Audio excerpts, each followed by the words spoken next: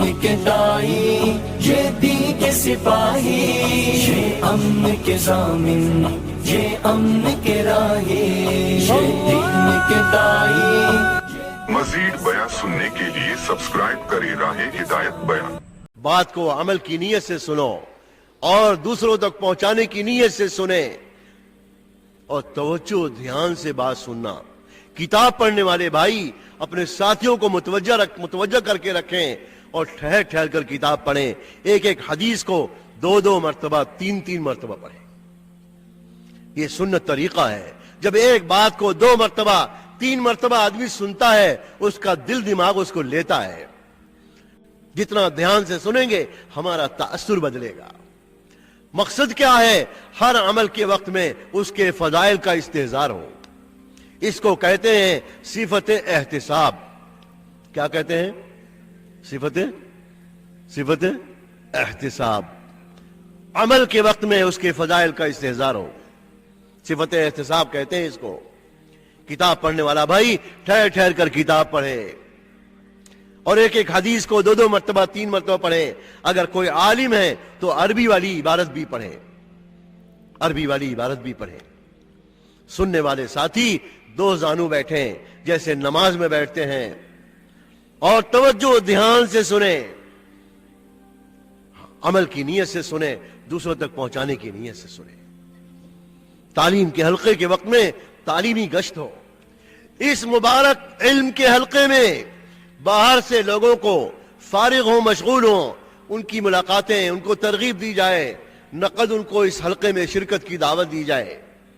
تعلیم کے حلقوں میں شریک ہونے والے لوگ شریک ہوں گے، مسجد کے ماحول میں آویں گے، ان کی تشکیل ہوگی، آپ سے مانوس ہوں گے، آپ کے ساتھ نصرت میں، محنت میں، گشتوں میں آپ کے ساتھی بنیں گے۔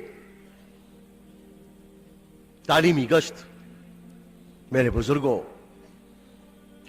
قرآن کا حلقہ اس طرح سے دیکھو میرے بزرگوں، پہلا دن جب جماعت کا ہے تو جماعت کے ساتھی اور ان کے امیر صاحب اپنے ساتھیوں کی پوری نماز سنیں، ایک دن پوری نماز سنیں، التحیات بھی سن لیں، دعائے قنوت بھی سن لیں، درود ابراہیمی بھی سن لیں، دعائے معثورہ بھی سن لیں، جو فرض ہے وہ بھی، جو واجب ہے وہ بھی، جو سنت ہے وہ بھی، جو مستحب ہے وہ بھی۔ جب ساری چیزیں سن لیں گے ایک ہی حلقہ بنا کر، تو جماعت کے امیر صاحب کو، ساتھیوں کو یہ پتہ چل جائے گا ہمارے ساتھیوں کا کیا حال ہے۔ پھر کیا ہوگا؟ جوڑی بنا بنا کر ساتھی التحیات بھی سیکھ لیں گے، سورہ فاتحہ بھی صحیح کریں گے، اور دعائے قنوت بھی سیکھیں گے، درود ابراہیمی بھی سیکھیں گے، دعائے معثورہ بھی سیکھیں گے۔ دعائے معثورہ، اللہم انی ظلمت نفسی، اللہ کے رسول صلی اللہ علیہ وسلم نے حضرت ابو بکر کو یہ دعا سکھائی تھی رضی اللہ عنہ، کہ نماز کے آخر میں اس کو پڑھ لیا کرو۔ حضرت عمر رضی اللہ تعالیٰ عنہ کا زمانہ ہے۔ ایک صاحب بڑی عمر کے ملک شام سے آئے، اونٹ پر سوار ہو کر مدینے میں آئے، اپنا اونٹ بٹھایا اور اونٹ سے اترے۔ حضرت عمر رضی اللہ تعالیٰ عنہ نئے آنے والوں کا استقبال کرتے، فرمایا بھائی کہاں سے آئے؟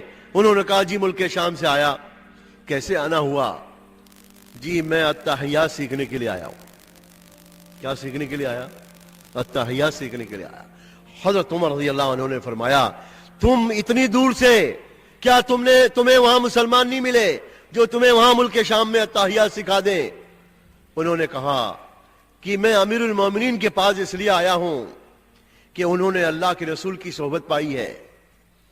حضرت عمر رضی اللہ عنہ سے میں التحیات سیکھنے آیا ہوں، اس لیے کہ حضرت عمر نے حضور سے براہ راست التحیات سیکھی ہے، میں تو ان سے سیکھنے کے لیے آیا ہوں۔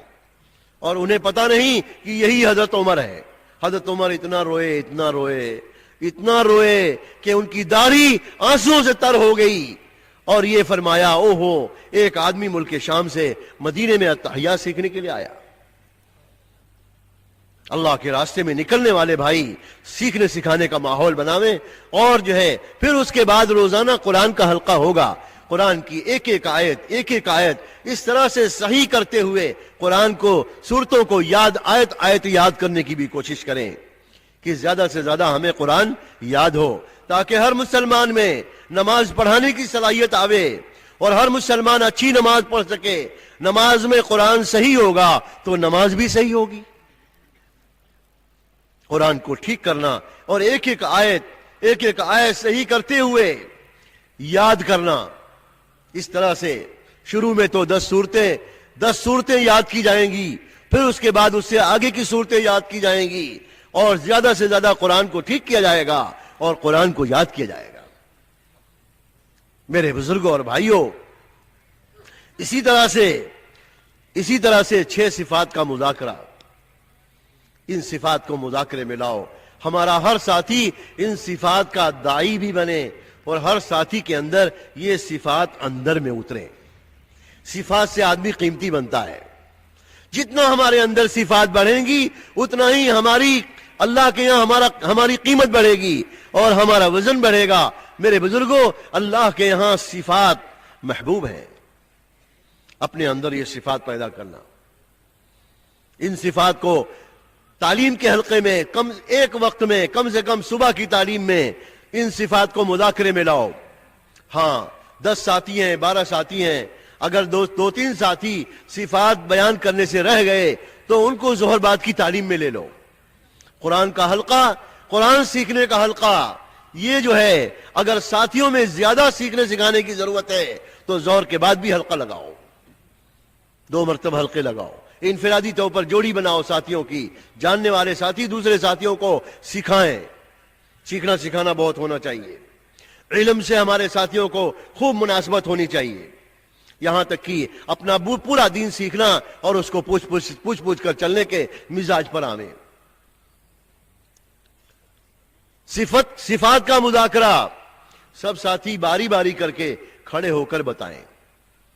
صفتوں کا، ان 6 نمبروں کا مقصد بھی سامنے آنا چاہیے، اور اس پر 2-2 3-3 حدیثیں یہ بھی ہمارے ساتھی بیان کریں۔ یاد کریں گے حدیثیں؟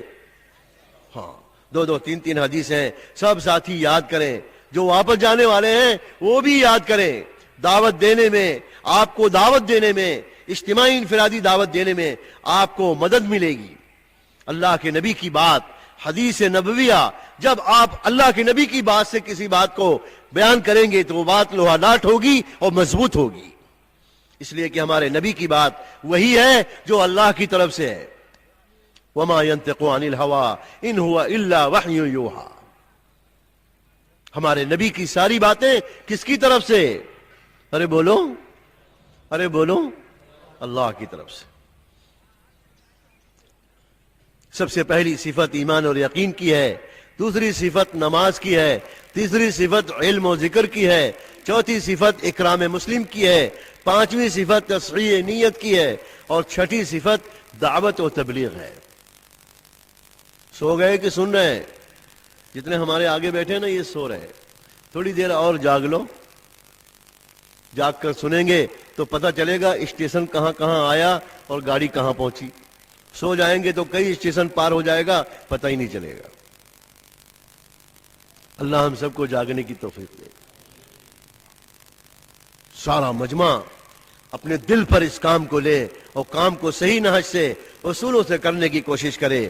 کام کا ایک مزاج ہے، کام کا ایک نہج ہے، اور وہ نہج کیا ہے؟ اللہ کے رسول نے ہمیں دیا، اور وہ قرآن نے دیا، اور اللہ کے نبی کی حدیث نے ہمیں اصول دیے، اور صحابہ کی زندگی نے ہمیں اس کام کا اصول دیا ہے۔ کام کس کا ہے؟ اللہ کا، اس کے رسول کا، کام صحابہ کا۔ اللہ اس کے رسول کا کام سمجھ کر بصیرت کے ساتھ کرنا ہے۔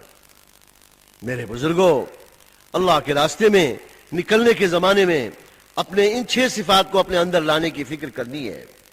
سب سے پہلی صفت ایمان اور یقین کی ہے، جس کا اظہار ہوگا کلمہ طیبہ سے، لا الہ الا اللہ محمد الرسول اللہ۔ یہ کلمہ کیا ہے؟ اس کلمے میں اللہ کے ماں سوا تمام کائنات، تمام مخلوق، سب کی نفی کرائی گئی کہ ان ساری مخلوقات اور کائنات میں کوئی معبود نہیں اللہ کے سوا۔